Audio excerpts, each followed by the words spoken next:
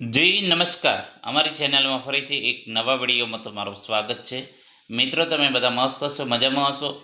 મિત્રો, આપણે વાત કરીશું જે આપણે સિરીઝ ચાલુ કરી છે જીએસઆરટીસી ડ્રાઈવર કંડક્ટર હેલ્પર માટે ગુજરાતનો ઇતિહાસ 1000 MCQ.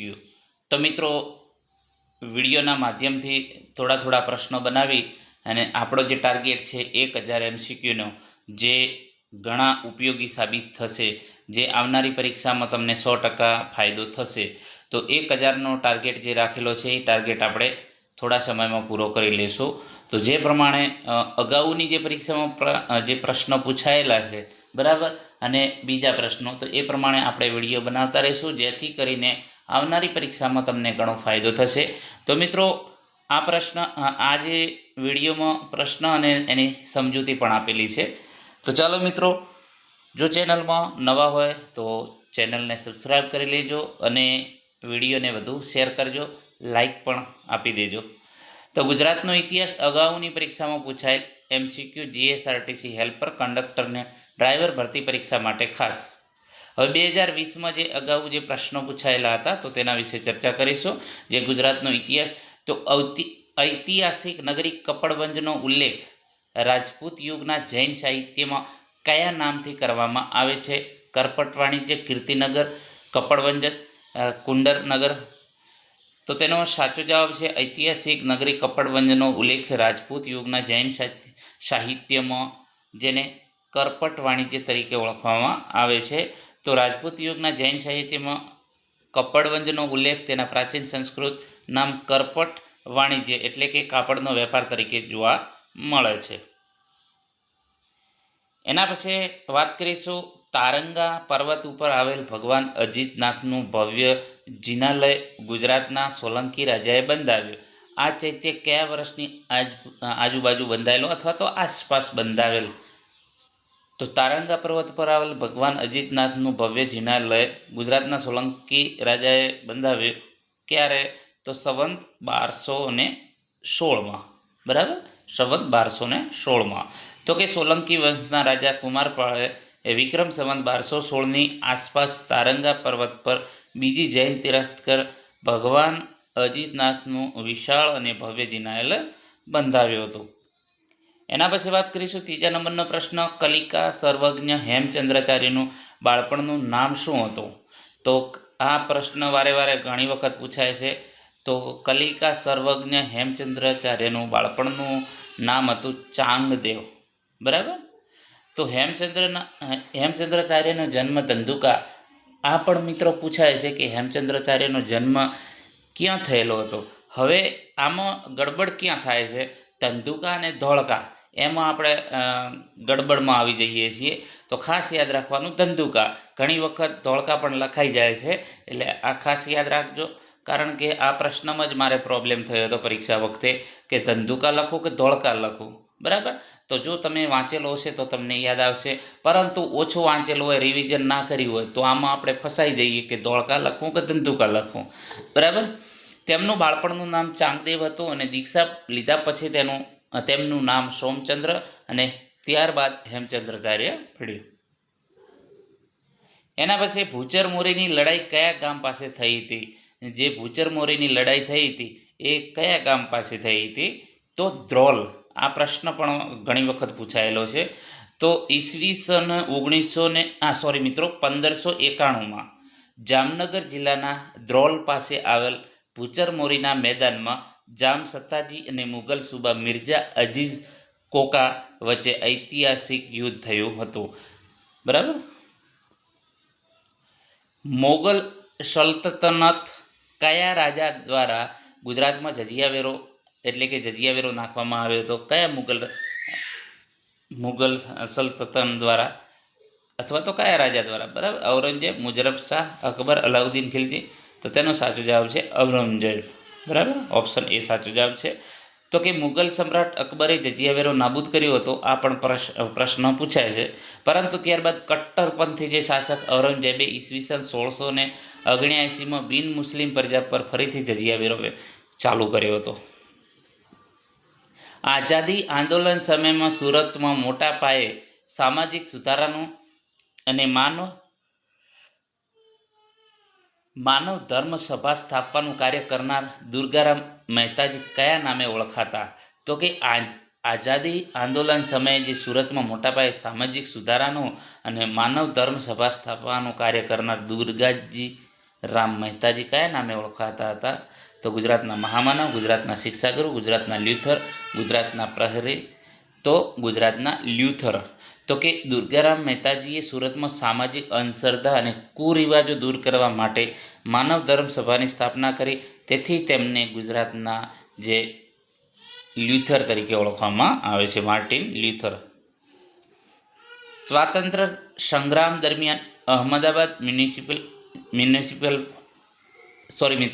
મ્યુનિસિપાલિટીએ હિંદ છોડોના ઠરાવને બહાલી આપી અને તેથી મ્યુનિસિપાલિટી બરતરફ કરવામાં આવ્યા હતા. એ વર્ષ કયું, અથવા તો એ બનાવનું વર્ષ કયું હતું?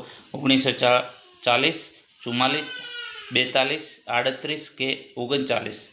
તો તેનો સાચો જવાબ છે 1942. તો સમજૂતી જોઈશું કે 1942ના હિંદ છોડો આંદોલન વખતે અમદાવાદ મ્યુનિસિપાલિટીએ રાષ્ટ્રીય લડતને સમર્થન આપી આ ઠરાવ પસાર કર્યો હતી. અંગ્રેજ સરકારે મ્યુનિસિપાલિટીને બરતરફ કરી દીધી હતી. એના પછી વાત કરીશું મહારાજા સયાજીરાવ ત્રીજાએ જ્યાં શાળા ત્યાં પુસ્તકાલયનો સિદ્ધાંત કયા વર્ષમાં સ્વીકાર કર્યો હતો? 1910, 1911, 1915, 1918? તો 1910. આ પ્રશ્ન પણ વારે વારે પૂછાય છે. તો સમજૂતી મેળવીશું તો કે વડોદરાના જે મહારાજા સયાજીરાવ ગાયકવાડ ત્રીજાએ રાજ્યમાં મફત અને ફરજિયાત શિક્ષણની સાથે લાઇબ્રેરી નેટવર્ક ઊભું કરવા 1910માં સુધારાવાદી નીતિ અમલમાં મૂકી હતી. સયાજીરાવ ગાયકવાડ ત્રીજાએ ડૉક્ટર બાબા સાહેબ આંબેડકરને વિદેશ અભ્યાસ જવા માટે પણ એમણે સ્કોલરશીપ આપેલી હતી. એના પછી વાત કરીશું 1902માં અમદાવાદમાં મળેલ કોંગ્રેસના પહેલા અધિવેશનના પ્રમુખ કોણ હતા? સુરેન્દ્રનાથ બેનર્જી, દાદાભાઈ નવરોજી, સી શંકર નાયર, આનંદ મોહન બોઝ? તો તેનો સાચો જવાબ છે સુરેન્દ્રનાથ બેનર્જી. તો કે ઈસવીસન 1902માં અમદાવાદ ખાતે ભારતીય રાષ્ટ્રીય કોંગ્રેસનું 18મું અધિવેશન યોજાયું હતું, જેના અધ્યક્ષ સુરેન્દ્રનાથ બેનર્જી હતા. એના વાત કરીશું ગિરનારનું પૌરાણિક નામ શું? તો ગિરનારનું પૌરાણિક નામ શું છે? તો તેનું નામ છે ઉજ્જયંત નગર. બરાબર. મોસ્ટ આઈએમપી આવા પણ પ્રશ્ન પૂછાય છે કે જૂનાગઢમાં આવેલ ગિરનાર પર્વતને પ્રાચીન સાહિત્ય અને પૌરાણિક ગ્રંથોમાં ઉજ્જયંત કે રેવતક પર્વત તરીકે પણ ઓળખે છે. ગુજરાતના કયા સ્થળ ઉપર પ્રાચીન શિલાલેખ આવેલા છે? તો ક્યાં આવેલા છે? વડાલી. બરાબર. તો આમ તો જે મુખ્યત્વે પ્રાચીન શિલાલેખ માટે જૂનાગઢ જાણીતું છે, પરંતુ જે આપેલા વિકલ્પો પૈકી વડાલી પ્રાચીન બૌદ્ધ જૈન સંદર્ભ તથા શિલાલેખો સાથે સંકળાયેલ સ્થળ છે. એના પછી મહંમદ બેગડાનું મૂળ નામ શું હતું?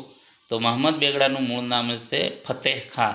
તો કે ગુજરાતના જે સુલતાન મહંમદ બેગડાનું બાળપણનું નામ ફતેહ ખાં હતું અને જૂનાગઢ, પાવાગઢ એમ 2 ગઢ જીતવાના કારણે તે બેગડો કહેવાયો. બરાબર. એના પછી 2019માં ઇતિહાસના પ્રશ્નો પૂછાયેલા હતા. તો કે ગુજરાતના પૂર્વ મુખ્યમંત્રીઓ તેના શાસનકાળના ક્રમ અનુસાર ગોઠવો. બરાબર. તો અહીં મુખ્યમંત્રીઓના શાસનકાળ આવેલો છે, તો એના શાસનકાળ પ્રથમ કોણ હતો એ પ્રમાણે ક્રમ વાઇઝ ગોઠવવાનું છે. તો અહીં સમજૂતી આપેલી છે સી નંબરમાં, તેનો જવાબ છે. તો પહેલું વાત કરીશું હિતેન્દ્રભાઈ દેસાઈ 1965-71માં. એના પછી ઘનશ્યામભાઈ ઓઝા આવ્યા 1972થી 1973. એના પછી બાબુભાઈ પટેલ 1975-77. છબીલદાસ મહેતા 1994થી 95. એના પછી દિલીપભાઈ પરીખ 1997થી 1998. એના પછી સમાજમાંથી અસ્પૃશ્યતાનું દૂષણ દૂર કરવા 1932માં મોટી ચળવળ ઉપાડવામાં આવીને સવર્ણો દ્વારા અસ્પૃશ્યતા નિવારણ સંઘની સ્થાપના કરવામાં આવી. આ સભા કયા સ્થળે મળી હતી? તો મુંબઈમાં. સાચો જવાબ છે મુંબઈ. તો કે મહાત્મા ગાંધીના ઉપવાસ બાદ 1932માં મુંબઈ ખાતે સવર્ણ નેતાઓની પરિષદ મળી, જેમાં અસ્પૃશ્યતા નિવારણ સંઘ પાછળથી હરિજન સેવક સંઘની રચના કરવાનો નિર્ણય લેવાયો હતો. મોગલ સમયમાં મક્કા હજ કરવા જતા યાત્રીઓની આવવા જતા ઉતરવા તથા રહેવાની સવલતો માટે બાંધવામાં આવેલ મુગલ સરાય ઇમારતનું નિર્માણ કોના દ્વારા કરવામાં આવેલું હતું? તો બાદશાહ ખુદા બંદા. બરાબર. તો કે સુરતમાં આવેલી ઐતિહાસિક મુગલ સરાય ઇમારત હજ યાત્રીઓની સુવિધા માટે નિર્માણ પામી હતી. સૌરાષ્ટ્રમાં રજવાડાઓના એકીકરણ બાદ નવા સૌરાષ્ટ્ર રાજ્યનો આરંભ થયો અને આ ઘટનાને સમકાલીન ઇતિહાસનો સૌથી નોંધપાત્ર એકીકરણ તરીકે કોણે ગણાવી? તો તેનો સાચો જવાબ છે જવાહરલાલ નહેરુ. તો કે સૌરાષ્ટ્રના 222 નાના મોટા રજવાડો એક કરીને યુનાઇટેડ સ્ટેટ ઓફ સૌરાષ્ટ્રની રચના કરવામાં આવી ત્યારે પંડિત જવાહરલાલ નહેરુએ આ એકીકરણના ઉદ્ઘાટન પ્રસંગે તેને આ બિરુદ આપ્યું હતું.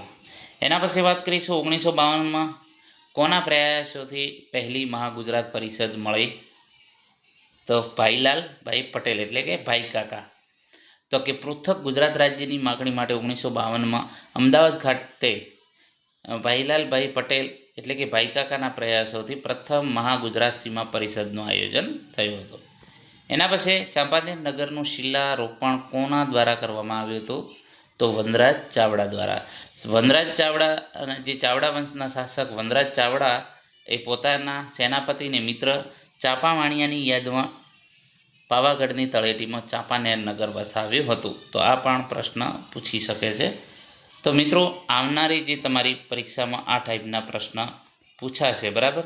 તો આપણે જે પ્રમાણે 1000 MCQનો ટાર્ગેટ રાખેલો છે, મતલબ કે જે ઇતિહાસને ભૂગોળના, તો એ પ્રમાણે આપણે વિડીયો ડેલી બેઝ પર આવતા રહેશે. હમણાં થોડા કામમાં રોકાયેલો હતો એટલે હમણાં વિડીયો ઘણા મિત્રોના ફોન આવેલા કે સર હમણાં વિડીયો કેમ નથી, કોમેન્ટો પણ આવેલી છે.